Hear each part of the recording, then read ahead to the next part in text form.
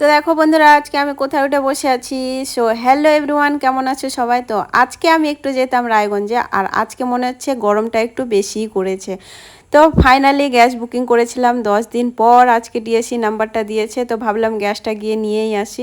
তো দেখো এখানে টোটোর অপেক্ষায় এই যে সিলিন্ডারের উপরে উঠে বসে আছি। তো অনেকক্ষণ পর আমাদের টোটোটা আসলো। তো আমি গ্যাস অফিসে ফোন করলাম, বললাম বাড়িতে ডেলিভারি করে যাবে গ্যাসটা, কিন্তু ওনারা বলছে আমাদের এরিয়ার বাইরে আছে, আপনাদেরকে নিয়ে যেতে হবে। তো সেই জন্য আর উপায় নাই, সেই জন্য যেতেই হবে অফিসে, সেই জন্য চলে আসলাম আমরা গ্যাস নিতে। তো এখানে এসে শুনলাম বলে গ্যাস নাকি শেষ হয়ে গেছে, 3:30টার পরে আবার গ্যাস ঢুকবে, তারপরে বলে গ্যাস দিবে।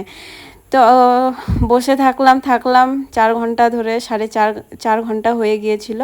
আমাদের রসিদ দিতে দিতে প্রায় 5:30টা বেজে গিয়েছিল। তো 4.5 ঘন্টার মতো বসেছিলাম এখানেই। তো আমি একটা জিনিস বুঝতে পারি না, যারা ব্ল্যাকে গ্যাস বিক্রি করে তাদেরকে কিন্তু ফোন করলে সাথে সাথেই গ্যাস দিয়ে যায়, আর আমরা বুকিং করলে কেন 10 দিন 15 দিন পর গ্যাস ডেলিভারি দিচ্ছে? যারা ব্ল্যাকে বিক্রি করছে তাদের কাছে তো অ্যাভেলেবেল গ্যাস থাকে, এই জিনিসটা আমি বুঝতে পারছি না, আর আমাদেরকে 10 দিন 15 দিন পর দিচ্ছে। তো তারপর দেখো এইদিকে আমাদের গ্যাস নেওয়া হয়ে গেছে, তো বাড়ির উদ্দেশ্যে রওনা হলাম। তো চলো তোমাদের সাথে আবার দেখা।